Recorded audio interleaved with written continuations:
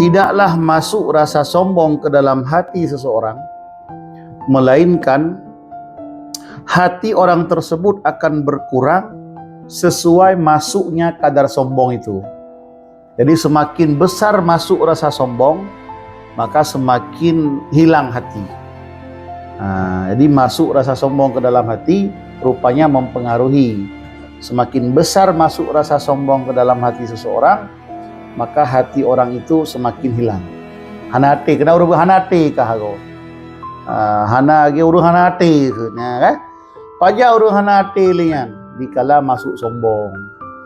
Maka hati-hati baik sampai masuk rasa sombong ke dalam hati. Karena apabila masuk rasa sombong ke dalam hati, maka hati akan sirna, akan lenyap. Kemudian di antara nasihat daripada Imam Muhammad Al-Baqir, apa kata beliau? Sesungguhnya musibah bisa menimpa orang mukmin dan orang yang bukan mukmin tanpa kecuali, tetapi musibah tidak akan pernah menimpa orang-orang yang selalu berzikir mengingat Allah Subhanahu wa taala. Maka perbanyak zikir. Yang dengar-dengar Melayu, sirana dengar betul nak berzikir. Ya. Sirana dengar sambil-sambil mendengarkan penyampaian ini, jangan lupa ingat Allah. Karena musibah, kata Imam Muhammad Al-Baqir, bisa menimpa siapa saja, baik dia orang beriman atau tidak beriman, kecuali yang tidak akan tertimpa musibah adalah orang-orang yang selalu hatinya mengingat Allah Subhanahu wa taala. Kemudian nasihat daripada Imam Muhammad Al-Baqir lagi adalah tiada ibadah yang lebih utama daripada menahan perut dan menahan kemaluan. Ibadah yang paling utama menurut beliau adalah menahan perut. Puasa kita yang pupuk raya. Maka ibadah menahan perut, tidak memperturutkan hawa nafsu makanan, itu ibadah. Apalagi tengah malam lagi orang boy. Mereka sang hawa tu mi Aceh, hawa tu mi Bangladesh, kan? Tak perturutkan. Jadi termasuk ibadah yang paling utama adalah tidak memperturutkan hawa nafsu perut dan menjaga kemaluan. Kemaluan dijaga, ya. Jangan berzina atau melakukan hal-hal yang serupa dengan zina. Kemudian di antara nasihat Imam Muhammad Al-Baqir adalah seburuk-buruk teman adalah yang memberi perhatian kepadamu dikala kamu masih berkecukupan. Kemudian selanjutnya, apa tadi nasihat Imam Muhammad Al-Baqir? Kata beliau, seburuk-buruk teman adalah yang memberikan perhatian kepadamu di ketika kamu masih berkecukupan. Kemudian dia akan memutuskan hubungan denganmu di ketika kamu sudah jatuh miskin. Ini hati-hati. Ini teman paling buruk, teman paling jelek. Di ketika kita masih berkecukupan, itu banyak yang like, banyak yang tap-tap layar. Banyak yang share lah yang ini kalau kita sedang berkecukupan. Tapi dikala kita sedang miskin, ya, nggak ada yang dibanggakan dari kita, itu orang pun mau berpaling. Itu seburuk-buruk teman, ya. Tengah tubai dompet yang ramai ngon. Tengah tubai dompet di karame urang WA, urang tayang. Ya, tapi waktu kahana tapu ni peremunhan, jangan kait tayang dia tayang ni hai jawab. Yang kepegah oleh Imam Muhammad Al-Baqir itu sejahat-jahat teman. Udah, apa tadi nasihatnya? Nasihat Imam Muhammad. Seburuk-buruk teman adalah orang yang memberikan perhatian kepadamu di ketika kamu itu senang, kamu berkecukupan. Tapi dikala kamu sudah kesusahan, mereka akan berpaling. Itu teman yang paling jahat, kata Imam Muhammad Al-Baqir. Kemudian selanjutnya, di antara nasihat daripada Imam Muhammad Al-Baqir, cuci Rasulullah, apa nasihat beliau? Apalah artinya dunia ini? Apa dunia ini? Dunia hanyalah tidak lebih daripada baju yang kau pakai, kendaraan yang kau naiki, dan wanita yang kau nikahi. Itulah dunia. Dunia hanya sebatas pakaian yang kau pakai, kendaraan yang kau tunggangi, dan wanita yang kau nikahi. Itulah dunia. Tidak lebih dari itu. Hati-hati dengan dunia. Kemudian kata daripada Imam Muhammad Al-Baqir Lom, kata beliau, aku mempunyai seorang teman yang sangat aku hormati. Yang membuat aku menghormatinya adalah karena temanku itu memandang kecil urusan dunia. Bohong baik? Kata Imam Muhammad, aku punya seorang teman, aku sangat segan menghormati dia. Kenapa aku segan dan menghormati sama dia? Karena dia itu adalah orang yang paling menganggap kecil urusan dunia. Kalau urusan dunia itu kecil pada dia. Jadi masalah urusan dunia nanti yuk meto, yuk tiap pinjam, yuk pen, yuk hanya perhitungan yuk. Jadi beliau menganggap mulia teman itu karena teman itu menganggap hina urusan dunia, anggap remeh. Nah, kemudian nasihat beliau, wasiat Imam Muhammad Al-Baqir kepada anak-anaknya. Apa nasihatnya? Nah, ini penting kita dengar supaya bisa kita sampaikan kepada anak-anak kita juga. Di antara nasihatnya adalah, wahai anakku, jangan kamu malas dan jangan kamu merasa bosan. Ini dua macam ini. Wahai anakku, jangan kamu malas dan jangan kamu merasa bosan. Ini perlu nasihat ini disampaikan kepada anak-anak kita. Be malas be merasa bosan. Ini nasihat yang disampaikan oleh Imam Muhammad Al-Baqir. Kenapa? Karena keduanya adalah kunci daripada segala keburukan. Kalau kita punya sifat malas, punya sifat bosan, maka itulah sifat yang membuat kita mendapatkan kegagalan dalam hidup.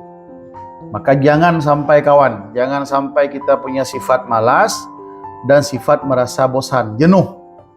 Nah, belum selesai dikerjakan udah bosan. Itu tidak boleh. Karena itu bisa membawa kita kepada kegagalan dan tidak berhasil. Kemudian kata nasihat daripada Imam Muhammad Al-Baqir kepada anaknya juga, bila kamu menginginkan kenikmatan itu langgeng, ingin nikmat itu terus ada sama kamu, maka perbanyaklah memuji Allah dan bersyukur. Alhamdulillah. Apa tadi? Kalau engkau menginginkan nikmat Allah itu langgeng, selalu ada padamu, maka perbanyaklah engkau mengucapkan Alhamdulillah. Dapat sehat, Alhamdulillah. Na paket, Alhamdulillah. Na pakat, Alhamdulillah. Kan? Ya, semuanya Alhamdulillah. Agar nikmat itu Allah langgengkan, Allah istiqomahkan, bahkan Allah tambahkan. Kemudian ini penting diingat ini. Kata nggak ada duit abi, ya Alhamdulillah juga lah. Alhamdulillah nggak ada duit. Kalau ada nanti kita bisa maksiat. Ada duit beli nanti yang nggak betul. Dan dengan nggak ada duit kita bisa tergerak untuk bekerja. Bekerja itu juga ibadah. Maka semua yang Allah takdirkan itu baik, nggak ada yang nggak baik. Kemudian kata Imam Muhammad Al-Baqir, cicit Rasulullah, apa kata beliau? Bila kamu merasa rezeki datangnya terlambat, ini pas kali ini kamu tanya ini, nggak ada rezeki, nggak ada duit, ini pas kali ini disebutkan oleh Imam Muhammad Al-Baqir. Dengarkan baik-baik. Bagi yang nggak ada rezeki, dengarkan baik-baik ini. Bagi yang rezekinya lambat atau kurang, ya, dengarkan ini nasihatnya. Apa nasihatnya? Bila kamu merasa lambat datang rezeki, maka yang pertama langkahnya apa? Perbanyak istighfar. Nah, karena dosa bisa menghalangi kita daripada rezeki. Maka yang pertama banyak istighfar. Mungkin sholatnya ada tinggal, subuhnya gimana, dan sebagainya. Maka kalau rezeki kita rasakan lambat datang, itu bisa jadi karena dosa. Maka perbanyak istighfar, kata cicitnya Rasulullah. Kemudian kalau kamu merasa sedih karena sesuatu, sedih entah karena diputus cinta ya, atau putus apalah namanya, pokoknya sedihlah kita ini ya.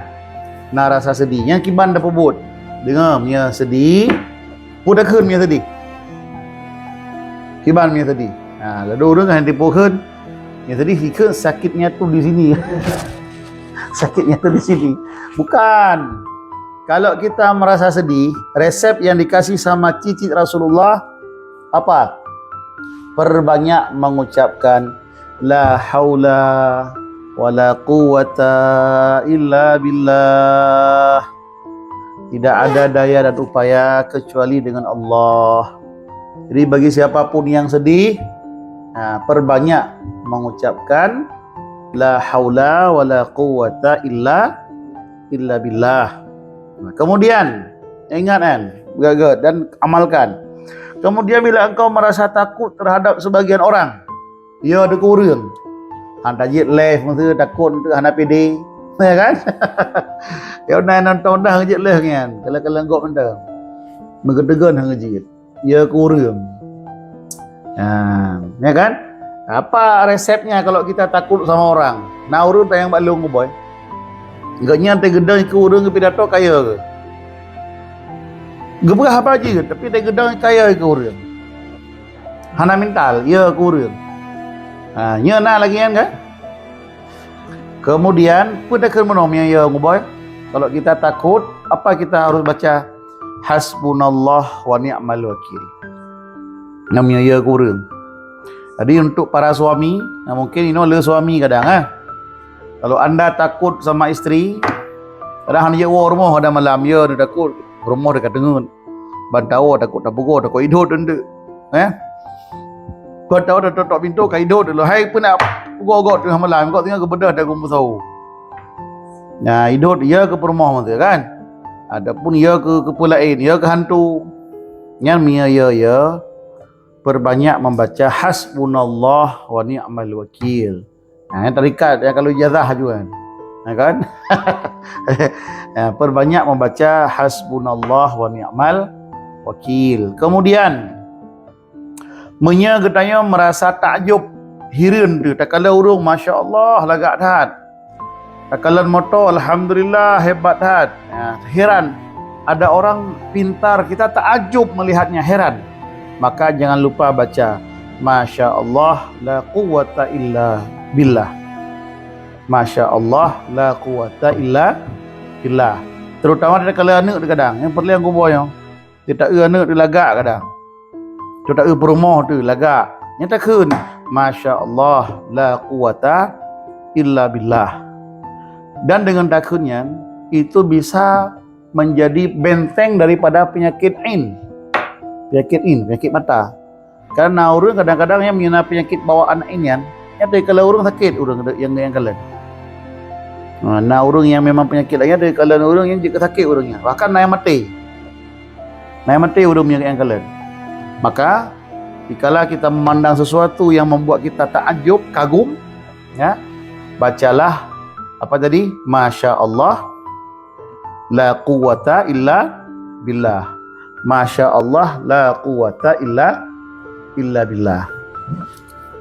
Kemudian kalau kita berbuat makar, kalau ada orang yang berbuat makar pada kita, ada orang ingin menjahati kita, ingin menyakiti kita dan sebagainya, apa yang kita baca?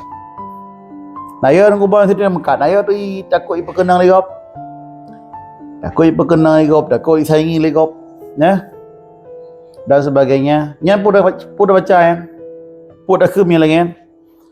Takun ufawwidu amri ilallah innallaha basirum bil ibad.